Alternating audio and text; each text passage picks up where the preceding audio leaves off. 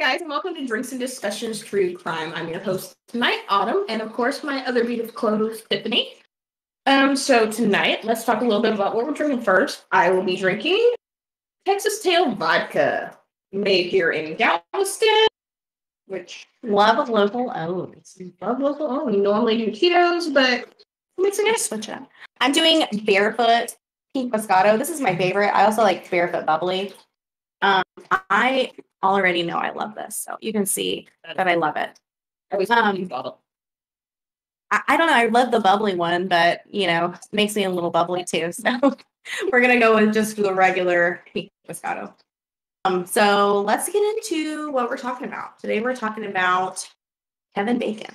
Yep, we are talking about Kevin Bacon, not the actor Kevin Bacon, which some of you might find disappointing, but no. This is way more interesting, I think, than Footloose. Way more. So this is, I'm going to preface this by saying that this is the Grindr murder of Kevin Bacon. Grindr and other things like it, Facebook, other dating apps, Instagram, Twitter, they are dangerous places for people to be. And we as humans naturally want to trust someone. This is just proof that you never know who you're talking to online. It's kind of scary. I remember being like 14 years old and talking to people on AOL and Yahoo and MySpace and Zanga, if you're that old. I do have gray hair, so. But it's dangerous. It's a dangerous place for people to be, children to be, young men to be, like Kevin, and especially, just anybody who is a trusting, person like Kevin was. He was a very trusting, bubbly, wonderful, happy person. He was the type of person that when they came to the party, that you would think, oh, the party has started. Like, he's here. He's going to sit. He's going to talk to you about boyfriends and what you did over the weekend. Braid your hair. He was your gay best friend. He was like a wonderful, wonderful person, but he struggled with mental health issues. He did. And when I heard about this happened around Christmas. I mean, really around Christmas. And I think we all kind of struggle with seasonal depression around that time. Not all, but many, many of us do. So much that has a name, sad. It is. But yeah, so Kevin had some depression and he went to Grindr for kind of meeting people. He was in, where did he live in Michigan? So he lived in Swartz Creek, Michigan. So what we also have to realize too is that Kevin was a gay kid in a very small I guess it's Midwest. I don't know Michigan. I know what Michigan is, but I don't know. It's in a town that you probably have never heard of. Yeah. And so he loved doing hair. He was very artistic. He was not meant to be in the town that he was in. I read that he had some depression because he didn't have any goals. Mm-hmm. And that was because he had already accomplished all of his goals. Like, anything that he set out to do, he was going to do it. Now, part of his other thing was he had made promises that he was going to move to Chicago, where there's much more of an LGBTQ scene. Oh, yes. But he had problems managing his finances. So every single time he would make this big dream, something would happen and he'd spend all of his money and he couldn't go. Which is why on this night, he went to Grindr. Now, they did say like some of the ways that he coped with his depression and stuff was by Grindr. He also did binge eating and other things. But his primary go-to source was Grindr. Yeah, and it was Christmas Eve. He told his roommate, I'm going to be back late. If my mom calls me, I don't want her to worry. Just tell her I'm asleep. And so when he didn't come home that night, on Christmas Eve, like I said, when he didn't come home that night, the roommate kind of didn't really think anything of it. He probably thought like maybe he went straight to his parents' house for breakfast. Because he was supposed to go to a family dinner, and he said he's not going to do it. He's going to go to the Christmas morning breakfast. Which who would miss that? I mean, seriously, not Kevin. And that's why his mom knew something was up. Mm-hmm.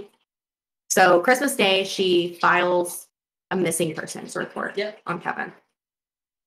And like I said, Grindr is not it's not exclusively the app to avoid. It's really any social media, because there's not really a lot of laws like there are some that are trying to be passed. There's not a lot of laws pertaining to like your privacy on like social media and things like that. So like Grindr, they're like, we're not going to share any of the information with police. Yeah. They're like, we don't have any obligation to do that. So they refused to help police with the whereabouts of Kevin. So it took 3 days before the police finally used his phone service to find out where he was at. Yep. So he could have been found earlier. Who knows how long he was being tortured in this guy's basement. Well, that's not the first instance of this happening through Grindr either. Right. There's another instance of it happening in Berlin, where almost the exact same thing happened. A guy met another guy on Grindr, and then he was found later tortured and dead and mutilated, and actually cannibalized in that one too, in Berlin. Well, they don't know yet that he's been cannibalized. Oh, spoiler alert! Spoiler about that. So what? This is the cannibal killer of Grindr, because they did eventually find Kevin. Yeah, they used the phone service, and they were able to find his phone and find Kevin where he was at. And where did they find him? They found him in a rural small cottage, is what it says. A beautiful cottage. Honestly, the guy whose home it was, he had 4 children. He was happily married. Still on record. Really, he had a boyfriend named Jamie. And Jamie had already moved out. Like he was already gone through a second relationship. Yeah, Jamie was like, something's weird with this dude. I'm out. Right. Bye. So, but from the perspective of someone on the outside, this is a guy who's happily married. He's got a beautiful home. He has a master's degree. He's got 4 children. Yep. So, they find Kevin at this guy's home. Yep. And they found him with his throat slit. He had been stabbed in the back, and his testicles had been cut off. And they didn't know at this point what happened to him. They just knew that they were cut off. But as it turns out later, they had been deep fried. Yeah, the guy whose home it was, Mark. What was his last name? Help me out.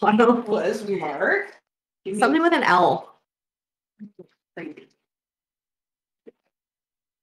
Mark Latunsky. Latunsky. I'm so sorry if I butcher that. So they find him at Mark Latunsky's house, and Mark is like, "Yeah, I did it."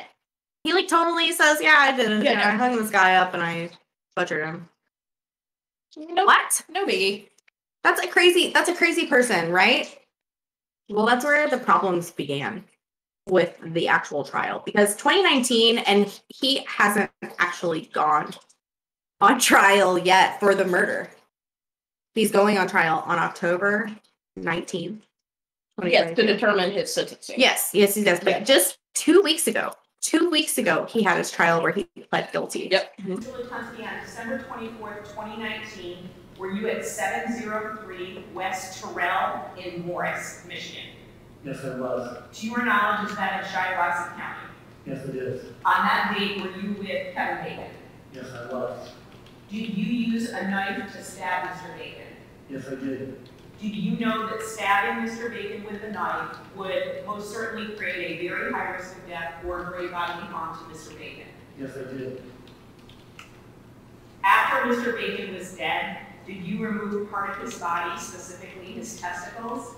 Yes, I did. Did you move those testicles to the kitchen? Yes, I did. Did you do so without legal authorization, meaning you were not doing so to embalm Mr. Bacon's body or to do a proper post-mortem examination? No, I didn't. Your Honor, I believe that's sufficient factual basis for both counts. Mr. Kerner, People are satisfied, Your Honor. do you believe that's sufficient factual? I do. Mr. Hardy, do you believe that the court has complied with the guilty plea provisions of Michigan Code Rule 6.302, subsections A through B of that code? Yes, Your Honor. Thank you, Mr. Kerner. Do you agree with Mr. Hardy? I do agree, Your Honor. Mr. Latunsky, the court agrees with the attorneys. The court does find you guilty of open murder and dismembering a body, and your conviction now is made part of the record of this court. We cannot, however, give you a sentence yet because we're not finished. We have to have a degree hearing. And I spoke to counsel in chambers, and we agreed that that degree hearing will be conducted in this courtroom on October 18th and October 19th of 2022. So he has been in a mental institutionalized in a mental housing facility. He has. What I was reading was showing he was in regular jail. He is now. But when he was arrested, Oh, yeah. they thought this guy's crazy. So he was put into a institutionalized kind of jail where they monitor you and they do therapy with you and they see if you're fit to stand trial. So when you plead insanity, like, you've got to be a real crazy person and not know right from wrong. But the problem is that he may be insane, but he knew that, like, the injuries that he was inflicting onto Kevin were going to cause him to perish. So, like, he can't plead insanity for the murder. He's a crazy person, but he can't plead insanity for the murder. So 2 weeks ago, this is the big breakthrough in the case. 2 weeks ago, in court, he said, yes, I knew that I was going to hurt him, and I knew that I was killing him, and I plotted this. And they even asked him, which I thought was kind of weird. They asked him, did you remove his testicles without his permission in a non-medical setting? So I think what they were getting at was, like, this wasn't part of an autopsy, right? But it was kind of weird that they asked that question to him. And he was like, yeah. I'm not a man. I don't have testicles. But even I don't think you would just be like, yeah, sure, you know what? You can take my testicles. Well, there was, we can talk about this another time, but there was that guy who was looking for someone to allow them to do that. And he did find someone who was willing, he found a willing donor. I'll have to send you the story later. Oh my God. But anyway, so Mark was arrested. The town is like, what the hell, Mark? You grew up here. We all went to school with you. Like, you were a good guy. Like, you have a good life. He grew up in this small town, and they're totally shocked. But I don't know why they were shocked, really. Because apparently this had happened almost 2 other times before. And It could have happened more times. It could have. But what's very interesting is, so Kevin was taken December 24th, right? The first person that we're going to be talking about was October 10th. James Carson. Yep. And then the second one was 6 weeks after that on November 25th. An unnamed 29-year-old male. Yep. So James Carson was 48. A little bit of an age difference. I don't think this guy really cared about who he was catching. He was going to catch whoever trusted him on the internet, to be honest. Well, and one of these guys even said he was an attractive man, so why not? He looked like, I guess, one of those, like he'd be having, like, one of those axes with the plaid shirts. Yeah, on the Duluth Trading Company ads or whatever. Yeah, he looked like kind of like one of those guys, but I'm not going to hype him up because... But anyway, so the first guy, James Carson, he was from New York. He came here, no, not here. He came to Michigan with the intentions of participating in a CAC convention. That's a type of advocacy convention. I'll be honest, I didn't really look too much into it. All I know is that it's something positive for the community, and he was coming here to do that. On the side, he decided, I'm going to hit up a guy on Grindr. Yeah. But he told the police that they met on the bus. Yeah. On the bus? At a bus stop, something. He didn't tell the police he met him at Grindr. He told him he just, like, ran into the guy. He just said, like, he hit on me, and they went out to his car to go talk, and then that's when they went for the soda, and then he woke up in his basement. Yeah, so the guy's like, oh, hey, you're attractive, whatever, hitting on him. You want to go get a tea or whatever? And he shows up, or not shows up, he wakes up in this man's basement. Yep. And he frantically escapes somehow. So what happens is he wakes up, he's bound by a leather strap somehow. But Mark, for some reason, leaves a butcher knife right next to him. Like, bro, if you're going to kill someone, like, don't leave sharp objects around you so they can cut themselves out. Right. But basically, so what happens is he grabs this butcher knife, cuts himself out, and starts taking off running down the street. Mm-hmm. He actually calls the police while he's literally running. It's hard to understand the 911 call, honestly. Talking about, I just woke up in some guy's basement, and I'm running down the street. Yeah. And the police, of course, were like, well, what this says is that they arrived to find him on the side of the road. He told officers that the other guy was a complete stranger, but he declined to press charges, and he said, I just want to go home. I'm lost. I've been traumatized. He told the police, I'm in shock right now. When I wake up from this, I'm not going to be okay, but I don't need to go to the hospital. Even though he had been drugged and he had no idea what he had been drugged by. Swartz County 911. I was trying to get away from some creepy guy. He had me tied up in his basement. I'm sorry, what's that? I'm trying to escape from some guy who had me chained up in his basement.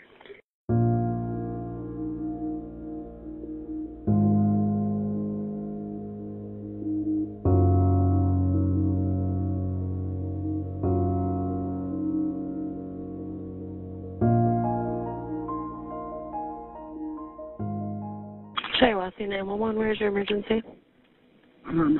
This is going to sound insane. I'm here in Detroit. I'm from New York, and I met this guy at the bus station who offered me a ride, and I'm not even sure where I am. But I broke out of this fucking basement, and I need a ride. Okay. I'm in trouble. I can't even find my way back to his place if I wanted to. I don't know if you can take my signal. I'm from New York. I'm walking down the street with a picture knife, sweetheart. I need help. Okay, I'm going to get you help. Are you walking down the street right now? Yes, ma'am, I am. I'm passing a barn. It's all beautiful here. I can't believe it. I don't know where I am. I don't know. Like, I've never ever had anything like this happen. I don't know whether he drugged me. I don't know. I woke up in the fucking basement, okay? Chained in the basement with a leather thing around my ankle, and I cut it with the butcher knife that I have in my freaking hand, excuse my French. Okay. Do you have anything on you right now? Are you I carrying have anything? my phone. I'm sorry, what? Are you carrying anything? A butcher knife. Until I see a police officer, when I see a police officer, I will throw it. Until then, I don't trust that he's not walking up because I got lost, and I don't even know if I'm headed towards his house or not. That's why I'm dialing 911. But I'm lost, so I don't even know if I'm headed back towards his house. He just woke up in a basement. He was chained to something, so he cut the chain off. I cut the leather strap that had the chain. He's not sure where he's at. I just want to get out of here, and I want to go home. I don't even care about the legal case I was here for. I'm sorry I can't help them. I want to go home. Okay, all right. And listen, I've got help on the way. What were you here for? I'm a volunteer court advocate. I came here to help on the CSC meeting, and I was supposed to be meeting them at the bus station. I met this guy. I'm by. He was cute. He hit on me. I don't know. We went out to the car. We talked. We went to the store. Had a soda. I woke up in the basement. Okay. He obviously drugged me. Okay, when I get a trooper close to you, I'm going to need you to put that butcher knife down, though. Oh, that's not an issue, sweetie. We'll go flying into the woods. Okay. Your officer is in no danger. I've been a public You don't need to throw it in the woods, but I just don't want it on you. Is there anything else on you at all? Just, I don't even know if I have my cigarettes. Okay. You don't have a bag or anything else? No, I don't know where my bags are, sweetie. Okay. I'm very fortunate that my wallet was in my hoodie.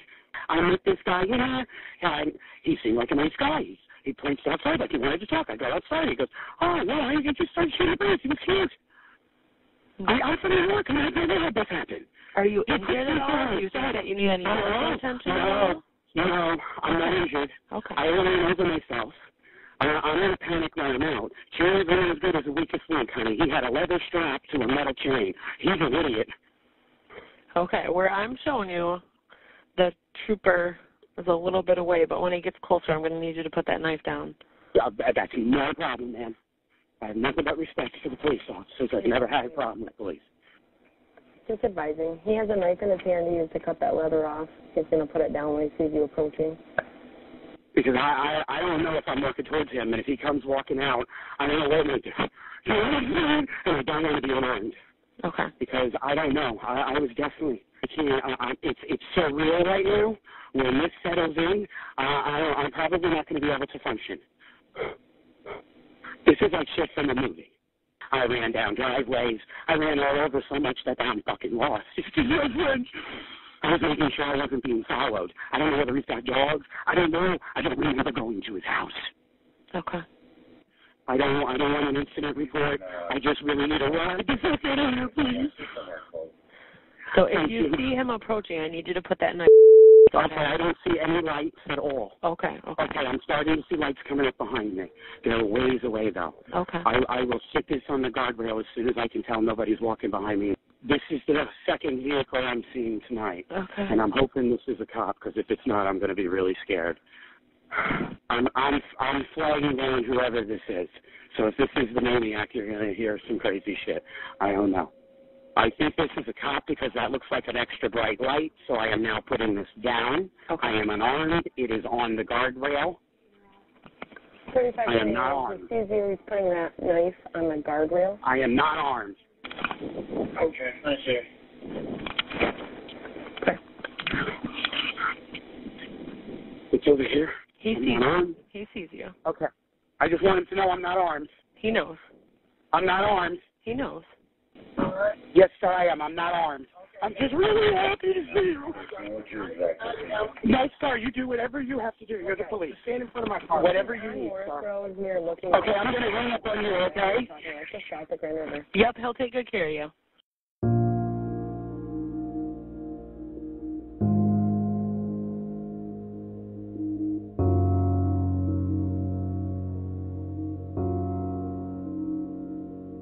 Swartz County 911.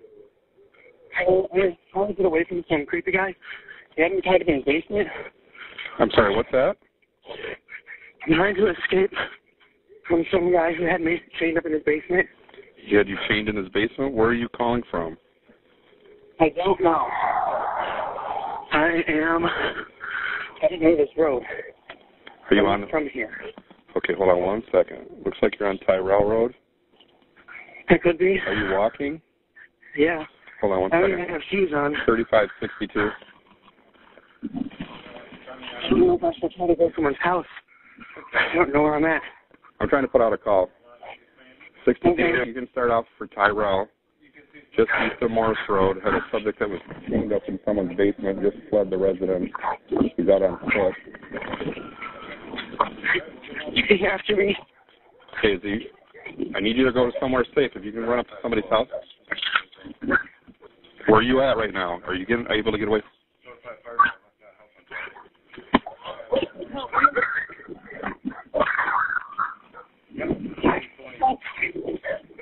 Help me. Help me. 62, he's running towards the house. Guy's trying to come after him. I'm trying to get further. Okay, I need an address where you're at. I'm trying to get it. What's your address? I'm on the phone with the cops right now. 431.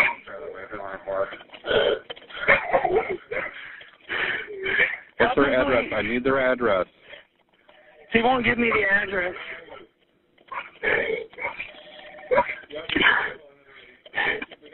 Please. Are you outside or inside somebody's house? I'm trying to find someone to help me. Are you in the road? I have some state troopers that aren't very far away. I don't know where. Are you in the... Where are you at right I'm on a white house across from like a barn. Okay, are you close to the road? Can you see an address on the mailbox? Yeah. I'm too far away from the mailbox. I'm sorry? I'm too far away from it. Can you see a mailbox? Are you on the road? Yeah, I'm on the road now. 62 and 12, he's running down the road, trying to get an address or a mailbox or something. So it's kind of hysterical. 910W. 910? Yeah. I think he's in front of 910 West Tyrell. He's at 910 Tyrell.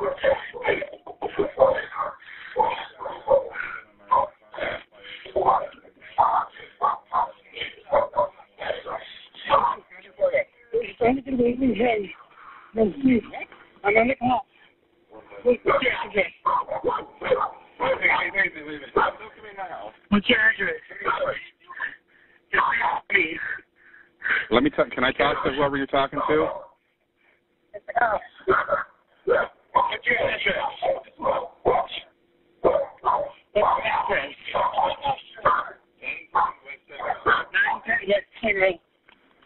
3562 and 12 are going to be at 910. That's the house they're at, 910. He's talking to a homeowner there. Okay, do you know where the house was at that you were at? It was not even a mile down the road going, I don't know what way.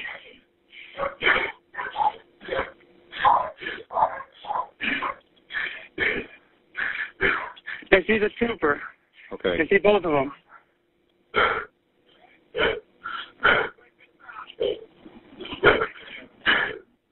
I see the trooper right there. He just, yeah. Trooper is right here. Okay, go ahead and talk to them, and you're going to have to point out where the house was at that you're in, okay? Okay. All right. Go ahead and talk to the troopers there. Okay, so right. hang up. Yep, you can hang up with me. Okay. All right. Bye-bye. Bye-bye.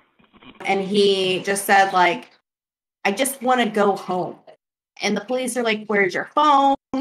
Where's your luggage? Whatever. He's like, I have no idea, dude. I've been drugged and I woke up in a dude's basement chained up and I escaped. Now, I also want you to remember, too, this is small town Michigan. Right.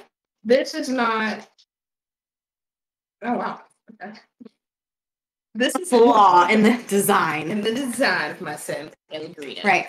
So this is not like a very diverse town. Let's put it that way. Yeah, it's not. It's very small. You've never heard of.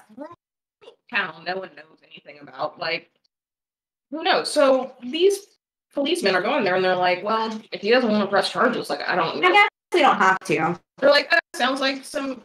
It sounds like bizarre to me, but yeah, go ahead. But literally, I think even one of the officers was like, no, we just thought it was, homosexuals being homosexuals. And like in Dahmer when he's like, you want anything in there? And he's like, yeah, gay stuff. And they were What like, is gay stuff?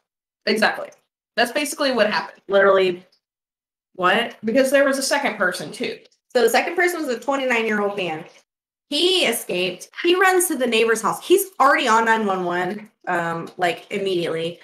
And 911's like, can I talk to the neighbor? And him and the neighbor, I guess he tells his neighbor, the news did an interview with the neighbor, so you can check that out online. But the neighbor seemed totally alarmed that the psycho guy, Mark, is having men running out of his house multiple times. So this guy, the 29-year-old, he calls police. He has the butcher knife on him. Police are like, are you armed? He's like, I'm going to put the butcher knife on the guardrail when I see you. Yep. But this guy's been chasing me. I have no idea where I am. I've been running through people's driveways. I'm not putting the knife down until I see a state trooper. The guy literally was chasing him. Yep. When he shows up at the neighbor's house, he's covered in blood and he's wearing nothing but a kilt. No socks, no shoes, nothing. He's got a butcher knife and a kilt, and he's bloody. He's totally frantic. And the police finally arrive. He's like, you can hear him on the 911 call, I'm so glad you're here. Oh my God. Thank God you're here. But then he's like, but I don't want to press charges on the guy. I can show you where the guy lives. But I just want to be, I just want to go home. But the neighbor does file a report, and it's, I guess, one of those things. So what also happened was when the police talked to Mark about it, Mark was like, well, yeah. Oh, yeah. He was like, I was chasing him. It was a really expensive kilt, and I wanted my kilt back. Yeah, because he does point out the house to the police. The police go to his house, and they talk to Mark. And Mark's like, yeah, I was chasing him because he had my expensive kilt on. Yeah, so the neighbor is the one who ended up filing that report. They didn't really do much about it. So then when eventually Kevin goes missing on Christmas Eve, they track his phone 3 days later to Mark's home, and that is when all of this breakdown happened. Yep, that's when they actually found it. So then that happened on Christmas Eve. These other two cases happened in October and November. Right before, just 2 months. In the last 2 months, two men have been running for their lives from Mark's home. Yeah. And I think it's funny when the second guy, the one who had the butcher knife, when he was on the phone with the police, he kind of criticized and insulted Mark and said, this guy's an idiot. He has us chained up, attached to chains, but we're actually tied up with leather. and he left a butcher knife nearby. So I sawed the leather off and I escaped. So I almost think that maybe Mark learned from 2 incidences, and maybe that's why Kevin wasn't so fortunate to make it out alive. But that's why I say that this could have been prevented. It could have, easily, if they had even remotely looked. And they had investigated. You know, it's a torture dungeon in his, like, home. Yeah, like, you don't just start doing this. You saw the pictures online. I didn't see the pictures online. Of his house? Yeah. Oh, yeah, the house looks creepy as hell. So it's creepy as hell. The outside, it looks gorgeous. I mean, it's like typical ranch home, you know what I'm saying? Oh, no, this is like a stone But cottage. inside of the basement, it is like definitely a dungeon that he's created for these men. And it makes me think that how many times has he gotten away with this? You know, How many people didn't call the police? How many people did he possibly kill that he did not actually, that they didn't find? Because they found Kevin. In the state that they found him in, I'm sure that people had to go to therapy, like, So, in fact, the state that they found him in was so bad that his attorneys tried to get the evidence dismissed during trial. Because they said that if the jury actually saw the pictures of how the body was found, that they would immediately be prejudiced against Mark. I would think he did it. But the thing is, I thought that was silly because Mark said he did it. It wasn't a question. See, I would totally live in that house. It kind of looks like, I'm going to be honest, it kind of looks like an old church. Yeah, it looks like The Shining. Whatever. It does not look, that was a hotel. Not The Shining, sorry. It looks like The Conjuring. Oh, okay, yeah. Someone going to murder you. Amityville, a one-story Amityville. Okay, I can see. Someone's going to murder you in the basement. But Mark was totally an unsuspecting person. I mean, he looked like the typical, I guess, Michigan guy. But that's not the case. He did go on trial, what was it, 2 weeks ago? Did we already talk about that? Yes. We did talk about that. So he's going to go on trial October 19th. I don't know if we'll have more information except for besides what he's being sentenced. Yeah, so it's really to determine if he's going to be charged with first degree or second degree murder. Yeah. But I just saw this as I was Googling. So his house was sold at auction and it's being turned into an escape from a house of horror. Oh, wow. That's crazy. I totally forgot. The first guy that James, that he had found on Grindr, James actually was talking to Jamie on Grindr, supposedly talking to Jamie. So when he met up and Mark was the one driving, he was like, oh yeah, Jamie's at home. Jamie. His boyfriend, Mark's boyfriend, after his wife. Oh, so that explains why so many people are like, no, the boyfriend's in on it too. Yeah, so there's actually like so because of that, people thought maybe the boyfriend was in on it. And the boyfriend was like, no, I left him. But the boyfriend was like, no, I left him weeks before Kevin Bacon. But what about the other? But about the other two, the 2 months before. And I think a news crew actually approached them and was like, did you kill Kevin? And they're like, oh, no. Because what did it make sense? He was like, he was attractive, so I was meeting him up for sex. And I was like, looking at the pictures of him, I'm like, that's what you found attractive. Listen, like, I think that he could be attractive in the, I'm a lumberjack and it's okay. But besides that, I don't know. He's not like, I guess he's got that Jason Momoa beard. No, maybe Jason Momoa smoking that. Yeah, I don't know. So they said that he had, in 2000 and 2012, he had undergone psychiatric evaluations. That's Jason Momoa. I said Jason Momoa beard. In 2010 and 2012, Mark had undergone psychiatric evaluations, and they did say that he had psychotic episodes at that time. So that was another thing that made me think, two guys run out of his house after being kidnapped in the basement, and we're just gonna just sweep that right. So part of the reason why his first wife left him too was because he started having these psychotic episodes. Yeah, he was with him at that time, and he was literally threatening to kill the kids and their pets. Like, oh yeah, I totally forgot about that part. Yeah, literally was having these psychotic breaks where he would start threatening to kill people, and he was he should have already been on the radar, man. I don't know. Oh my God.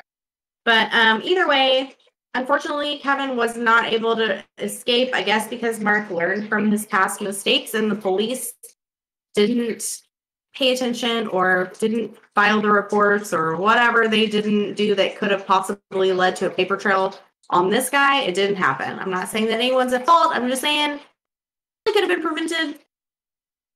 Just like that, all that Jeffrey Dahmer shit. So, but anyway, so that is the horrific case of Kevin Bacon. Not Kevin Bacon, the actor, but the lovely hairstylist. Now, I will say this. During Kevin Bacon's funeral, Kevin Bacon did reach out and give the family his condolences.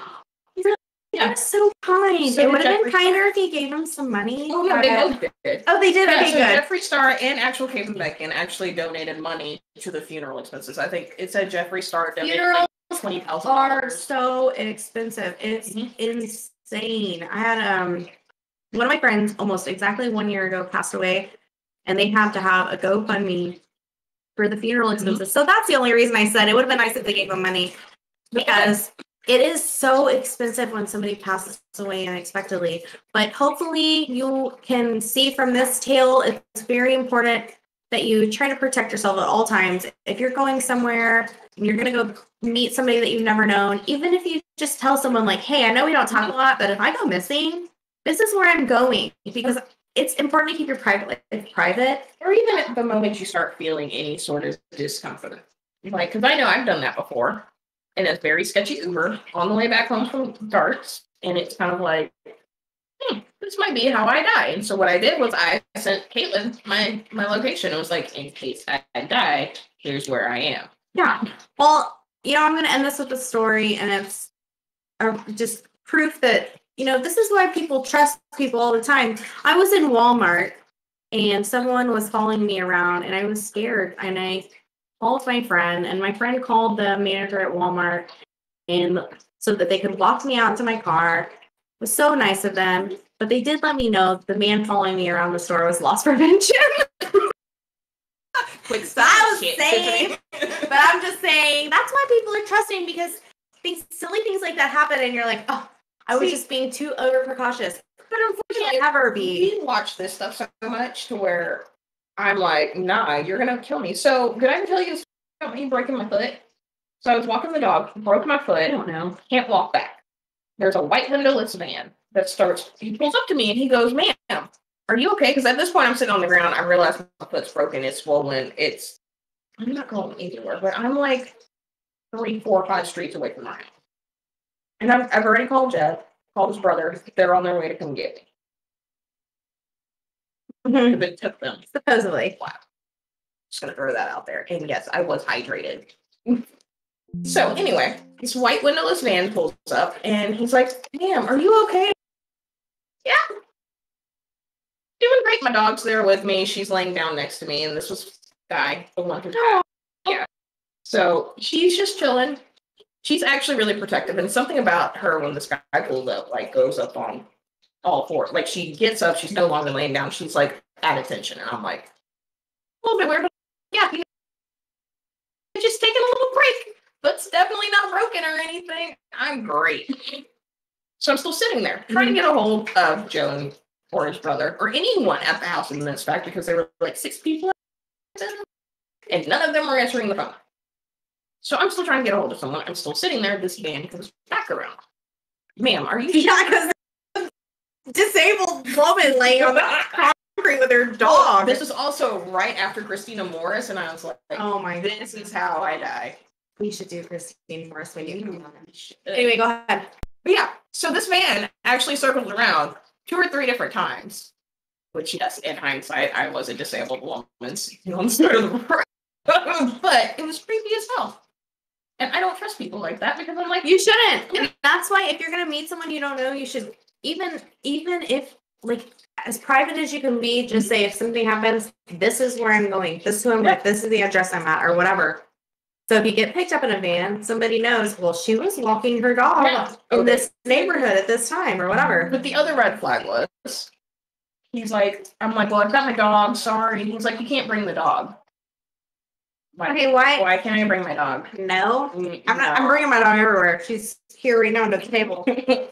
But anyway, well, thank you for sharing that, Autumn. Yeah. For now, we're all gonna be scared of the, the windowless white You should. construction vans.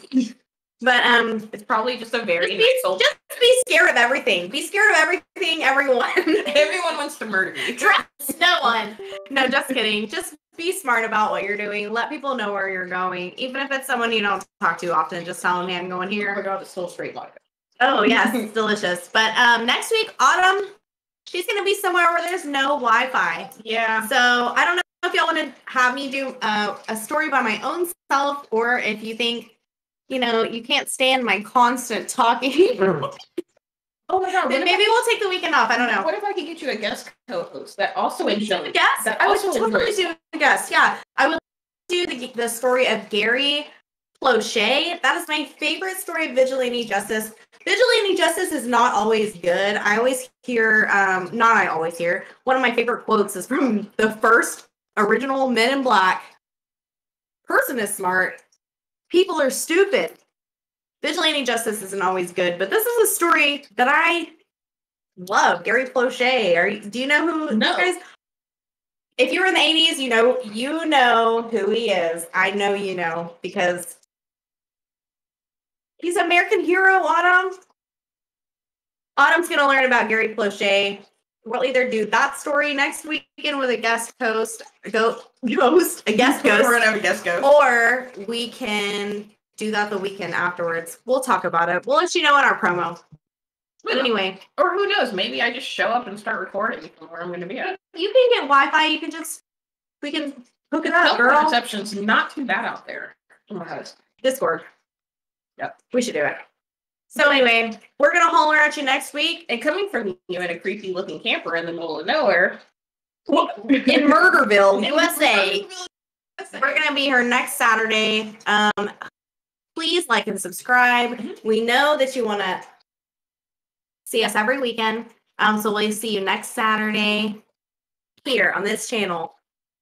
Bye. Bye guys.